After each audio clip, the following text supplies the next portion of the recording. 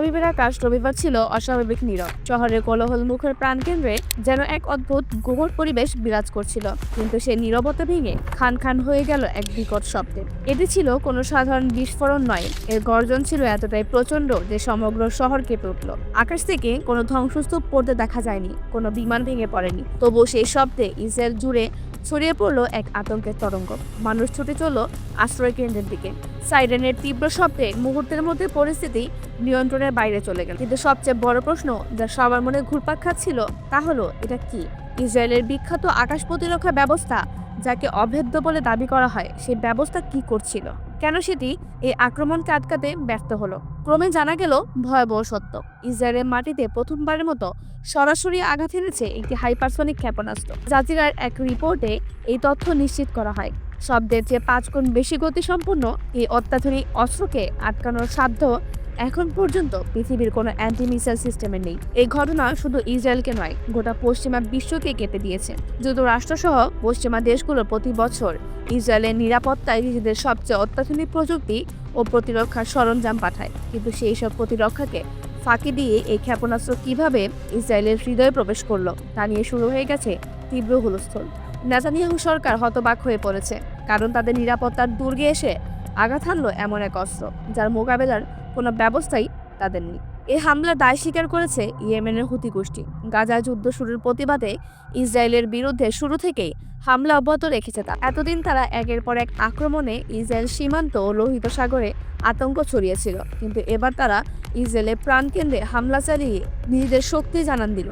এটি ইসরায়েলে এ পর্যন্ত হওয়া হামলাগুলোর মধ্যে সবচেয়ে দূরপাল্লার আক্রমণ। ক্ষেপণাস্ত্রটি ইয়েমেন থেকে ছুটে এসে 2000 কিলোমিটারেরও বেশি পথ পাড়ি দিল তেল আবিবে পৌঁছে যায়। হুতিদের দাবি, তাদের হাইপারসনিক মিসাইলটি 20টি অ্যান্টি মিসাইল সিস্টেমকে ফাঁকি দিয়ে ইসরায়েলে প্রবেশ করেছে। এই ক্ষেপণাস্ত্র 650 কেজি বিস্ফোরক বহন করতে সক্ষম এবং ইয়েমেন থেকে ইসরায়েল পর্যন্ত পৌঁছাতে মাত্র 12 থেকে 15 মিনিট সময় নিয়েছে। এই সাফল্য কোনো সাধারণ ঘটনা নয়। এর মানে হলো ইসরায়েল ও যুক্তরাষ্ট্রের বিস্তৃত নজরদারি ব্যবস্থাকেও বোকা বানানো সম্ভব। ইসরায়েলকে লক্ষ্য করে আসা ক্ষেপণাস্ত্র শনাক্ত করতে যুক্তরাষ্ট্র ও ইসরায়েলের রয়েছে বেশ কিছু উন্নত স্যাটেলাইট।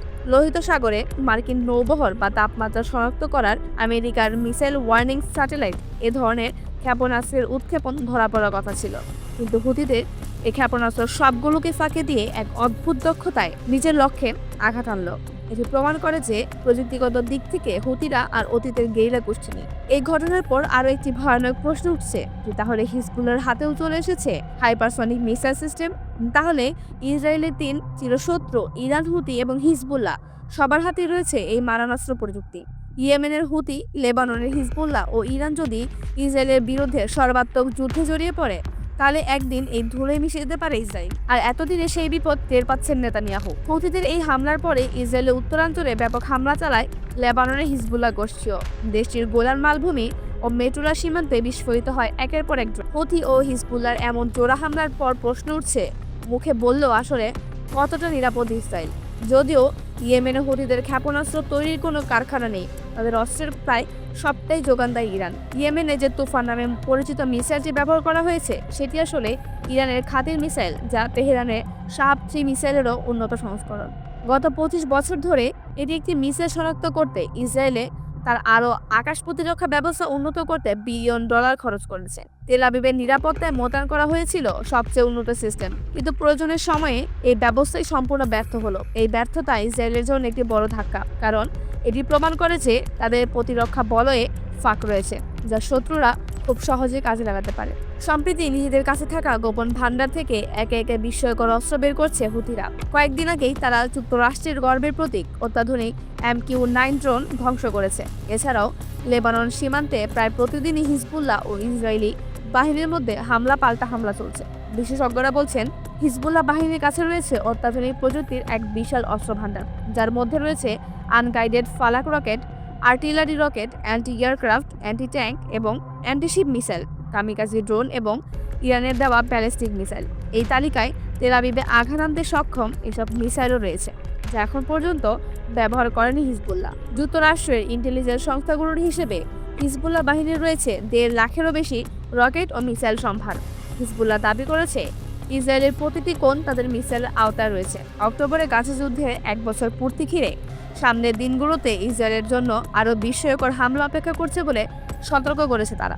এই পরিস্থিতিতে ইসরায়েলের চিরশত্রু ইরানের কাছেও রয়েছে হাইপারসনিক ক্ষেপণাস্ত্র। বিশ্বের মাত্র কয়েকটি দেশের হাতে রয়েছে এই ধরনের মিসাইল। সম্ভবত ইসরায়েলের জন্য সবচেয়ে ভয়ঙ্কর ঘটনাটি হলো এই প্রযুক্তি এখন তাদের সরাসরি শত্রুপক্ষের হাতেও রয়েছে। ইরান, হুথি এবং হিজবুল্লাহ এই তিন শক্তির মধ্যে এক সুসংগঠিত জোট রয়েছে, যারা ইসরায়েলের বিরুদ্ধে একযোগে লড়াই করছে। রোববারের হামলা সেই জোটের নতুন ক্ষমতার পরিচয় মাত্র। হুথিদের হাইপারসনিক মিসাইল হামলা শুধু একটি প্রতীকী আঘাত নয়, এটি একটি কৌশলগত বার্তা। বার্তাটি হলো ইসরায়েলের প্রতিরক্ষা ব্যবস্থা অভেদ্য নয় এবং ভূরাজনৈতিক সীমানা আজ আর কোনো বাধা নেই। ইয়েমেনের একটি গেরিলা গোষ্ঠী ইসরায়েলের প্রাণকেন্দ্রে আঘাত হানতে পারে, এই চিন্তা নেতানিয়াহুর জন্য এক দুঃস্বপ্নের মতো। এর ফলে ইসরায়েলের সামরিক কৌশল পুনর্বিবেচনা করতে হবে। তারা আর নিরাপদ বলে মনে করতে পারে না। এই ঘটনা মধ্যপ্রাচ্যের ভূ রাজনীতিতে একটি নতুন অধ্যায়ের সূচনা করেছে। হাইপারসনিক প্রযুক্তি আর কেবল মহাশক্তিধর দেশগুলোর একচেটিয়া যে সম্পত্তি নয়, এটি একটি আঞ্চলিক শক্তিগুলোর হাতেও চলে এসেছে, যারা নিজেদের স্বার্থ রক্ষায় এটি ব্যবহার করতে পিছপা হবে না।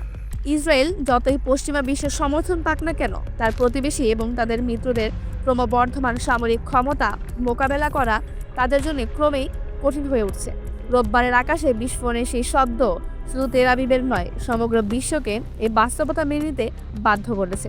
ইসরায়েল এখন এমন এক ধরনের হুমকির মুখোমুখি, যার মোকাবেলার জন্য তাদের হয়তো নতুন কৌশল ও প্রযুক্তি খুঁজে বের করতে হবে। কিন্তু তার আগেই কোনো বড় ধরনের সংঘাত শুরু হয়ে গেলে পরিস্থিতি কোন দিকে মোড় নেবে তা নিয়ে সবার মনে রয়েছে এক গভীর উদ্বেগ। হিজবুল্লাহ যদি তাদের সবচেয়ে শক্তিশালী মিসাইলগুলো ব্যবহার করে, তাহলে তেল আবিবের চেয়েও ভয়াবহ পরিস্থিতির সৃষ্টি হতে পারে। এই অপেক্ষার খেলায় কে এগিয়ে থাকবে, সময়ই তার উত্তর দেবে। ভিডিওটি কেমন লাগলো জানতে ভুলবেন না লাইক এবং কমেন্টে। ভিডিওটি আপনার বন্ধুদের সাথে শেয়ার করে তাদেরও দেখার সুযোগ করে দিন। আর এভাবেই নিত্য নতুন ভিডিও পেতে আমাদের চ্যানেলটি এখনই সাবস্ক্রাইব করুন এবং পাশের বেল আইকনটি প্রেস করে রাখুন।